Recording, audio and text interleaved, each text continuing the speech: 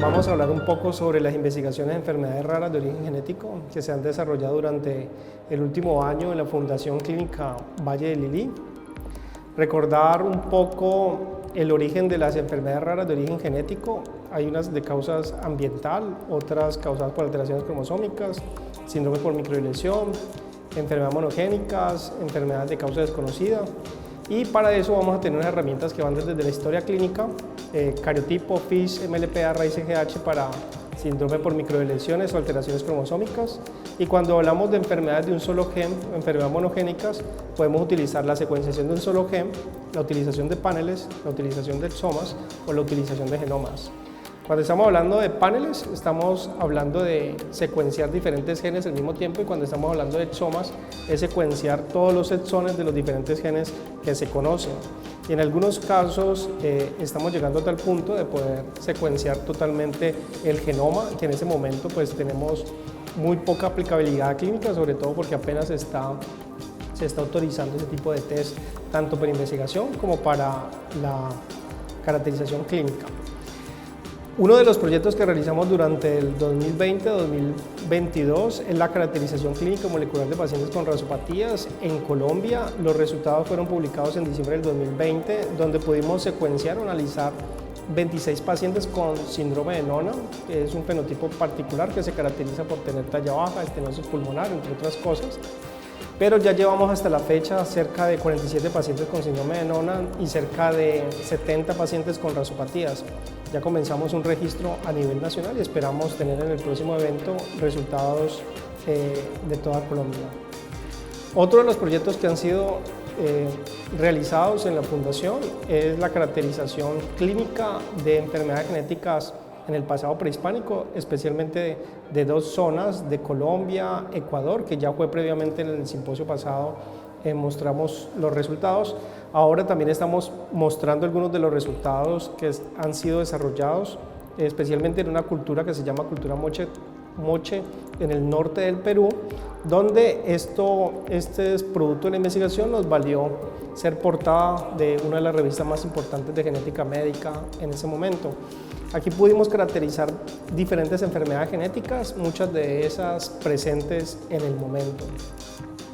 También dentro de este número especial que tiene esta revista, tuvimos la oportunidad de participar con un grupo español para hablar sobre displasias esqueléticas de origen genético, especialmente en arte del siglo XVI y siglo XV. Desde el 2012 venimos desarrollando la caracterización fenotípica genómica de microsomía craneofacial de la población andina. Inicialmente utilizábamos secuenciación de genes, secuenciábamos exomas.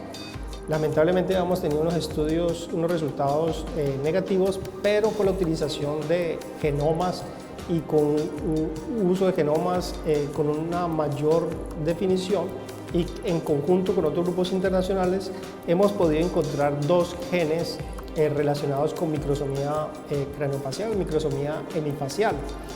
Significa que hemos encontrado la causa de dos genes específicos causantes de enfermedad, es decir, que esto nos ha tenido la oportunidad de ser partícipes del descubrimiento de dos enfermedades genéticas nuevas. Hemos seguido trabajando con la caracterización fenotípica hasta tal punto que también estamos analizando desde el punto de vista de calidad de vida o función familiar en los pacientes que tienen microsomía hemifacial y microtia en general. Vale la pena, estas son dos publicaciones, ambas del 2022, una en Nature y otra en Genetics Medicine, que son de las revistas más importantes en ese momento en el área de la medicina. Seguimos trabajando también en inmunodeficiencias primarias de origen genético, síndrome por microdeleción, también la parte de farmacogenómica relacionada con desórdenes acidopépticos, problemas epigenéticos como lo que es bajo peso al nacer y pobre ganancia posterior. Hemos identificado diferentes genes, también hemos estado trabajando con grupos de terapia ocupacional, hemos estado reportando nuevos genes y pudimos también participar en lo que podría proponerse una revisión clínica de lo que significa neurozika. Como sabemos todos, ocurrió una epidemia de Zika en Colombia. Nosotros hicimos una caracterización fenotípica, pero antes de caracterizar fenotípica y molecularmente todos esos pacientes, habíamos que entender que este fenómeno de embriopatía por Zika realmente era una secuencia de disrupción cerebral fetal. Es una enfermedad vascular, un fenómeno de disrupción vascular que puede ocurrir a nivel de vasos que irrigan el cerebro. Esto lleva a una disminución del tamaño del cerebro y el cráneo, por así decirlo, colapsa sobre lo que es el cerebro, presentando unas características a nivel de la piel que son fácilmente distinguibles. Habíamos visto previamente pacientes con esta secuencia de erupción fetal cerebral, especialmente en un tipo de síndromes genéticos específicos y sobre todo con exposiciones a cocaína. Y cuando aparece la epidemia del Zika, lo primero que tratamos de hacer es evaluar cuál era lo que estábamos esperando en los casos de microcefalia.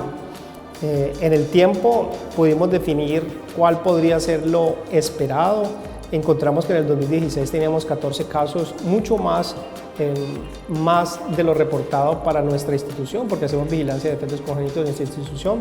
Cerca de 6 veces más lo que estamos esperando fue lo que encontramos. La gran mayoría de países, por no decir todos los países, se enfocaron a evaluar Zika y TORCH, pero nosotros lo que tratamos de hacer es hacer evaluación de Zika, TORCH, le comenzamos a hacer a RAIS-CGH, Etsoma, y esa propuesta de cómo deberíamos de abordar ese tipo de pacientes para poder descartar totalmente de que era una embriopatía por Zika, pues fue publicado recientemente. Adicionalmente,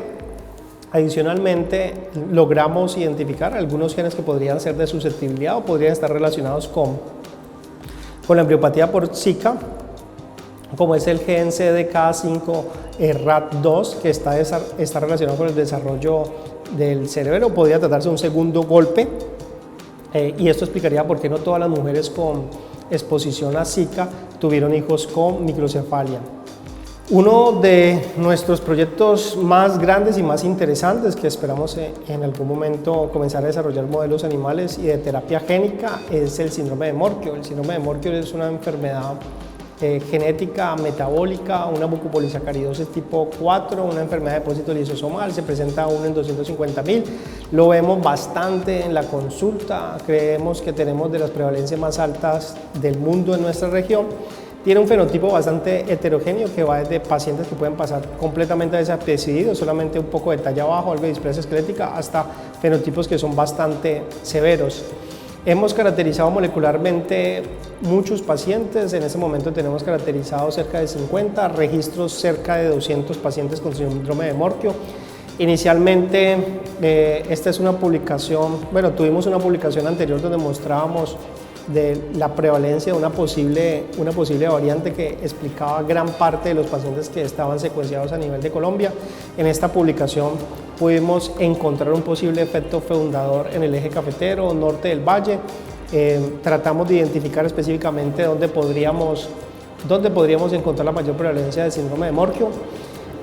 Paralelo a esto, también estamos secuenciando restos óseos de comunidades prehispánicas para poder tratar de despejar de que esta variante, porque el síndrome de Morquio es una enfermedad autosómica recesiva de un gen que se llama GALS, es hispánica o prehispánica. Estamos en ese momento, ya pudimos lograr al menos la extracción de ADN, estamos caracterizando diferentes restos óseos de toda esta región.